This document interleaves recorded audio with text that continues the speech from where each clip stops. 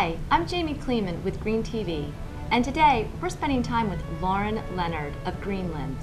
Lauren, thanks for joining us. Thank you for having me. I wanted to begin by asking you about the path you took that brought you to Greenbuild.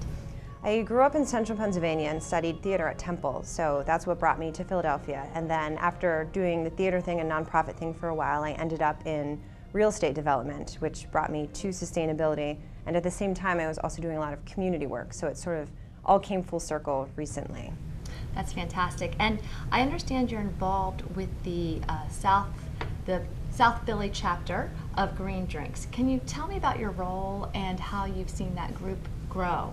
Sure. I'm a co-founder of the group, and it is an umbrella of the Delaware Valley chapter, which is part of the international chapter of Green Drinks. And Green Drinks is essentially a happy hour set up sort of regionally just to bring people to talk about sustainable issues in their community. It's been a really positive thing for us because we're able to talk to people who aren't necessarily people from the sustainability world. They don't have degrees in it, they're not working in it professionally, they're just neighbors who have questions about recycling or composting or just general everyday life issues. So it's a nice change of pace for a lot of people in the industry as well, because while you can network, it's very casual, it's not a lecture setting, it's just a nice time to talk to like-minded people. I completely agree. I've attended several Green Drinks meetings, and it's funny because people ask me, do you drink green drinks there? But it is such a casual, approachable environment where you get people from all different sectors, and I found it to be a hugely helpful in making connections with like-minded people. Yeah. I also wanted to ask you about Green Limbs. So Green Limbs is a nonprofit that I work with, located in the Philadelphia area. The idea with Green Limbs was we want to make sustainability practical to everyone's life. I think what people talk about is they get overwhelmed by the word sustainability and they don't know what it means. It feels very scientific. They're not sure how it applies to life. So in an urban environment like Philadelphia, there are so many easy things to do that everyone can do in their home and in their everyday life to live sustainably. And that's everything from making good food choices to shopping locally to using a reusable bag. A lot of it is low-hanging fruit, but for a lot of communities and for a lot of people, they don't know where to begin.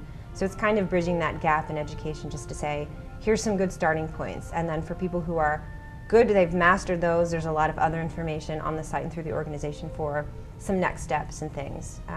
It's very community-based. We do a lot of community collections and cleanups and things like that. One of our big annual events, which is coming up again already, it's hard to believe, is tree cycling. So every January we collect and chip trees and holiday greens. It's made into mulch, and a lot of that stays in the community. Oh, that's so great. it's a service that we offer. It's a lot of fun for people, and I think it helps ease some of the green guilt that people have about, is it okay to have a live tree? Is that not green? So I think it's a nice sort of cap to the Christmas holiday for a lot of people. I agree. And are you doing any work with schools? We are connected with several schools in our local community.